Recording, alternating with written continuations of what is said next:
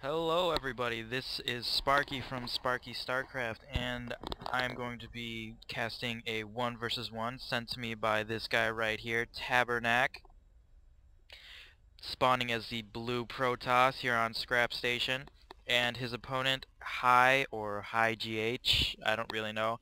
He's sort of spamming his APM, if you can see this.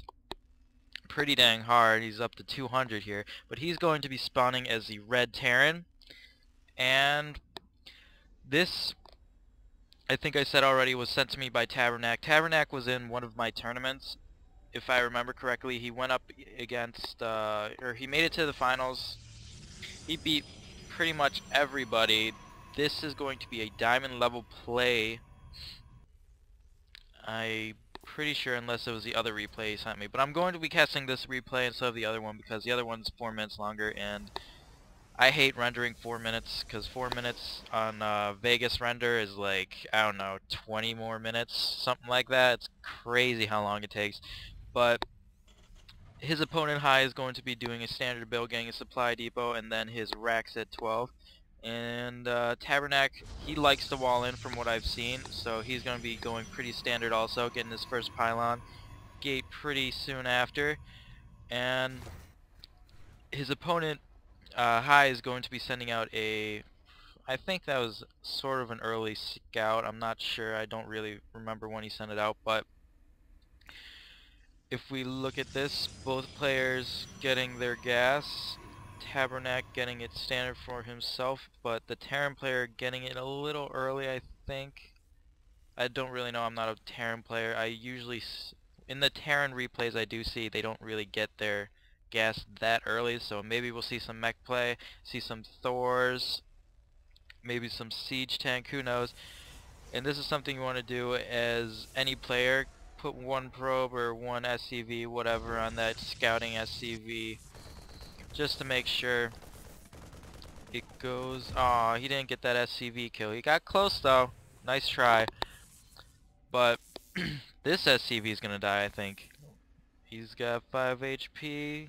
Chase him, and boom! Ha ha ha! Dead. So yeah, he's using Tabarnak is going to be using some chrono boost to chrono boost some workers out, which is good early game. His opponent High has that one marine to fend off anything for early game. Getting his orbital command, I'm pretty sure he got that at 15 because it does take a while for that to go. And he's getting a marauder out and a factory, so maybe we will see some mech play, or we will see him go the patented 1-1-1 build, or if you're a Husky fan, the Destiny Cloudfist build. Oh yeah! And he is getting his second gas now, as is Tabarnak. Both players just sort of macroing up now. Tabarnak skipping that first Zealot, going straight for his Stalker and his Cybernetics, getting that gateway out. Good play. Good standard, solid play. And High is actually doing a kind of a weird wall-in, as you normally wouldn't have 3 supply depots here, because that sort of makes it a really bad weak point. Because supply depots only have 350 HP, as in if you like put another barracks there, or just put his factory on the side here or something like that. They both have a lot of HP, as you can tell. But he can do whatever he wants because he's high, and he's getting siege tech on the way and a siege tank, so we are going to see siege tech. He is putting a scan down a little early. You want to do that around 7 minutes in-game time. But hey, he can do it if he wants to. Tabarnak getting his second gateway down, or yes, his second gateway into Robo Bay, or his Robo Bay into second gateway, if you will. And it looks like he's gonna get an observer out right as that finishes. Yes, he does. He's probably gonna chrono boost it out too, does he? Yes, he does. Good Tabarnak, and good play by High here, as he is putting a supply depot over here to make sure he has vision to see if there's any drop over there. He'll probably put one over here too, maybe one over here. Who knows? Maybe he'll even put a sensor tower for funsies. But he is getting a second barracks, so he's probably gonna go a big bio ball, like a bunch of Marines. As you can see, he has this reactor hat on, and he's getting a tech lab here, so he's gonna get a bunch of Marauders, bunch of Marines, and then siege tank to support it from the back side. And I don't know if he saw that. Where is his observer? He did. Can he see the siege tank? No, he can't. He must have seen it or something, because he is getting an immortal out, or he's just going standard play where you get a gateway, cybernetics core, get those stalkers out, 1 sentry for blocking off your ramp, but on this map you sort of need 2, maybe 3. Yeah, 3 would do. And getting a robo facility, getting that first observer out, and then you chrono boost out your immortal to help that. And I think that's all. Oh, we have a Raven. This is something I haven't seen in any of my replays, but since this is diamond level play, I'm sure that you see this all the time if you are a diamond level player. I haven't seen this at all because I am a bronze player. He does have a second siege tank out, a tech lab. He's probably gonna research some upgrades fairly soon, or he's just gonna use them for turns. Who knows? Another scan going down, seeing what's happening. But Tabarnak is going to be moving out here with 2 immortals, a handful of stalkers, and zealots in 1 sentry. And this is pretty well fortified here, if you can see the siege tank placement. This one should siege up right there, you go. And he's even put in a bunker here, why not? The siege tank placement is pretty dang good, if you ask me, because he's got full view of this ramp here, and then he's even got full view of this choke here into his natural, and then this one has full view of this ramp. This doesn't really do anything for here. Maybe you could try to shoot shots at that planet, I don't know. But overall, those 2 siege tanks are in phenomenal placement for defense. And he's even got another observer in here. What? Where was that over? Where did his observer go? If we look at the units, he's got 1 observer, so he must have moved that observer. Units lost tab. Tabarnak is a little bit behind, 150 minerals, but that's not a big deal. Look at their income. Tabarnak is a very good lead in harvesters, as he has a total of 10 more than his opponent. And he's going to be moving in here. Siege tank shelling the stalkers. Stalkers are going to be moving back. He loses 2 stalkers. Most of the shields on the other one. This one's even in the orange, yellow. I don't know what you would call it. I call it orange, so we'll call it orange.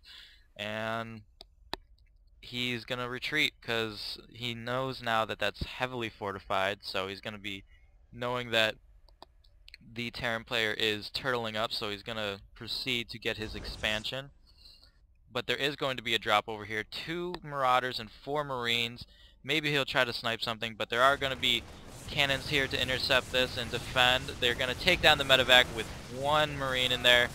These Marines and Marauders are helpless now. They are going to die a horrible death here by this Stalker, or maybe they'll snipe it off. There goes 1 Stalker, so maybe... I don't think that was worth it, because he did lose a medevac.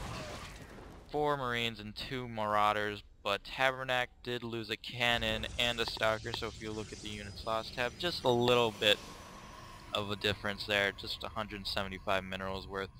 So we'll go back to the production tab real quick. So he is getting Colossus out.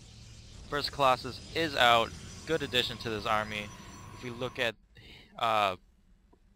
high's army, excuse me, I can't talk right now, I'm so tired, I want to go to sleep after this. But he is getting stim pack. It's just about done, 3 more seconds.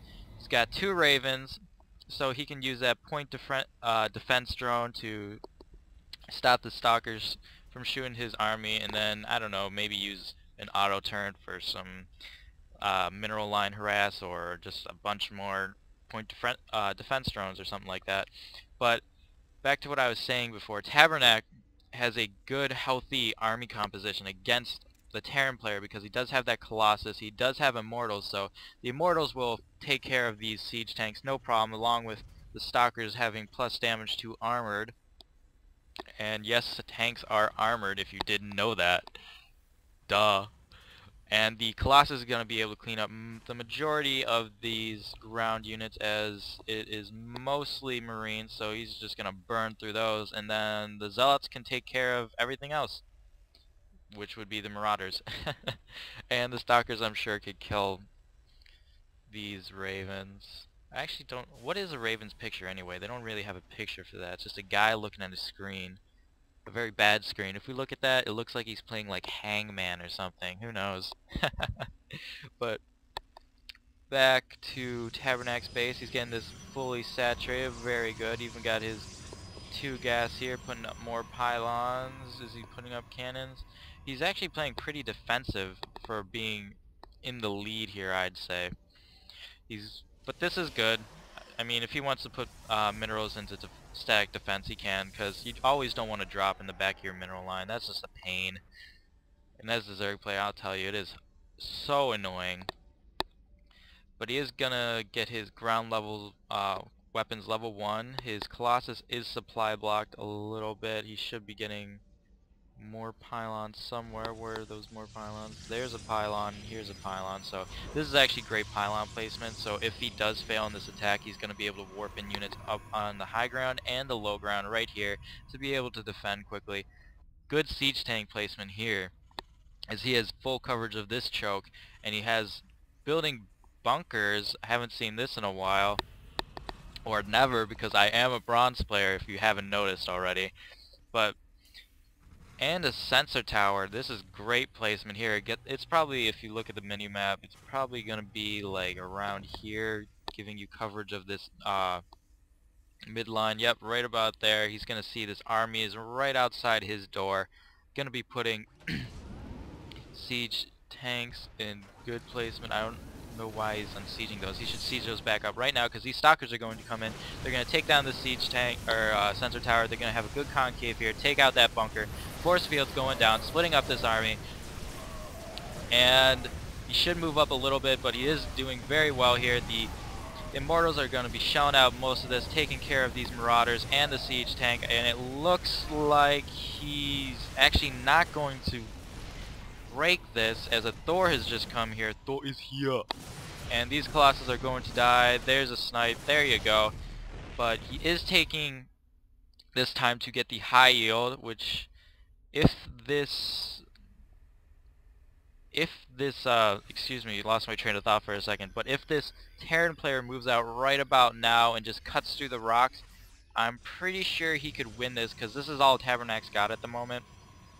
4 Stalkers and a Colossus, and because that Thor is out, he should be getting not Colossus, he should be getting some Immortals, a bunch of Immortals, and like a ton of Zealots, and that would pretty much do it for him.